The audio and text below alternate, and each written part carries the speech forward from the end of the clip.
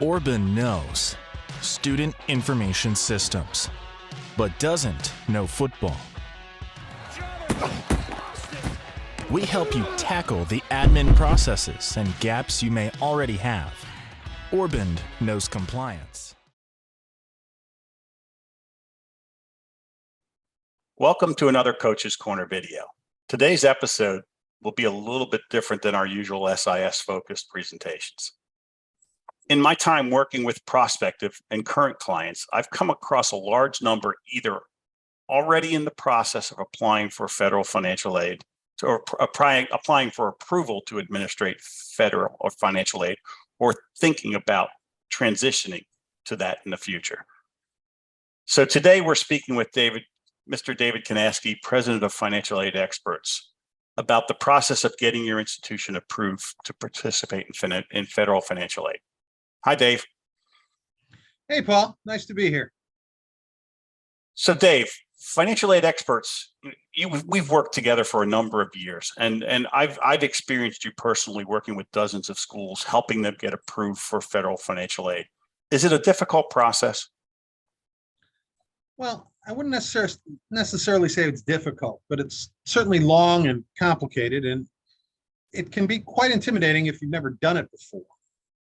There isn't really a good guidebook from the department to teach you how to do it and tell you what you need to do in order to be compliant when you're done. You know, I've had a lot of schools come to me and say that they believe the first step to federal financial aid is they tend to come to me when they're in the accreditation process or the pre-accreditation process, and they think that's the first step to get approved. Is that correct? I'd say that honestly, I'd like to get started much sooner than that, at least with planning, because accreditation is certainly a necessary and important early step in the process.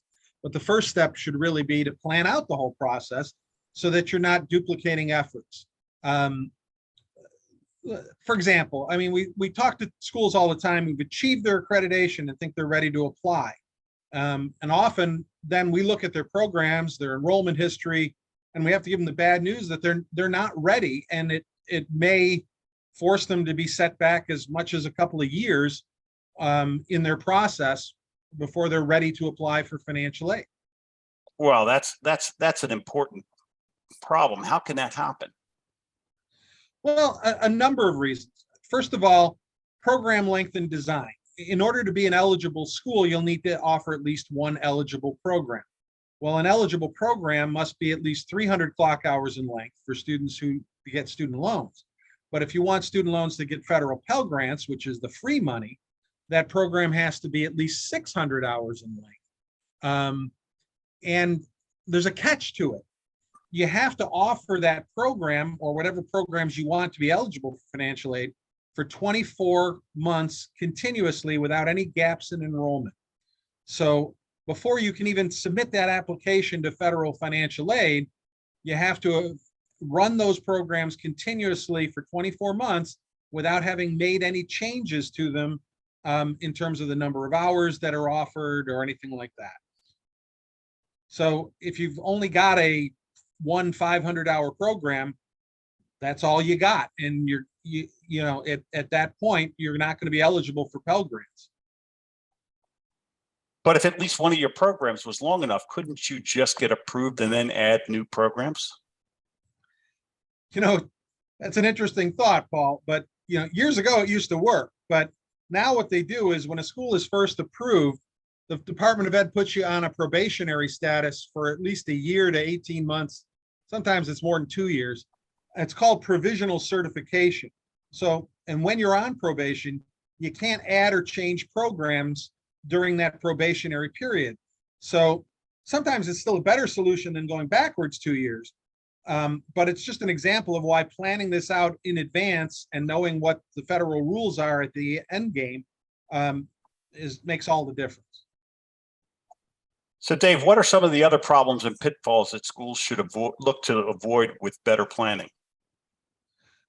Well, a lot of things. For example, federal rules for things like attendance policy, leave of absence, clock to credit hour conversion, admissions policies, whole bunch of other things are different than the state rules or the accreditor rules. So schools usually have revised their academic policies and admissions policies during the accreditation process, only discover that they're going to need to write them all over again when they decide to apply for federal student aid, because although it was perfectly acceptable to the accreditor and to the state, their policy isn't meeting some nuance of the federal rules, and therefore is not acceptable to go forward. You would think the feds and the states and the accreditors would all get on the same page. Yeah, you would think that, Paul, but you've been in the business long enough to know that's not going to happen. So what else does a school that is planning for financial aid need to know? Well, it's a timing process, and timing is everything in it. For example, once you've actually got all your ducks in a row and you submit that application to federal student aid, which is like a 40-page application, which we can help you through. It can take 6 months to a year to get approval, sometimes even longer. And that length of time is largely dependent upon how quickly you can turn around and provide the Department of Education things that they ask for. For example, shortly after submitting your application, the department's going to request some of your academic policies. There's a very specific set of 5 of them that they're going to ask for. Okay. If you have already revised them and they meet the federal standards and they're ready to go, you can submit them immediately when they ask for them, and it'll keep the clock moving. But if you keep them waiting for a month while you're revising your policies, nothing will happen in that month. It just added a month to your processing time for your application for federal student aid. At the other end of it, once you do get approved, you want to be able to hit the ground running, because all the students that are in school at the moment you get approval, you can retroactively give them financial aid, which is a tremendous advantage. But there's a whole dozens of things that you need to know and have in place in order to start giving out financial aid. You're going to need to revise your catalog. You're going to need to have a couple of dozen different disclosures on your website. You're going to have written policies for things you never even thought of or heard of before. So you want to have all those things prepared, at least during the period of time between when you've applied and when you get that approval, so that they're all sitting on the shelf ready to go on the day you get the approval. And you got to have your people trained, because if you wait till you get the approval and then put an ad in the paper to go hire somebody, you can tell how old I am, put an ad in the paper. But when you start looking for a financial aid person at the point that you're already approved, it's going to take you a couple of months to get that person on board and up to speed. And that's just a couple of months of time that you've lost in being able to pay people. That sounds like a Herculean task to think about ahead of time, especially for a small school. Well, it is. And, that's why we work with so many schools to help them through it, because we've done it many times.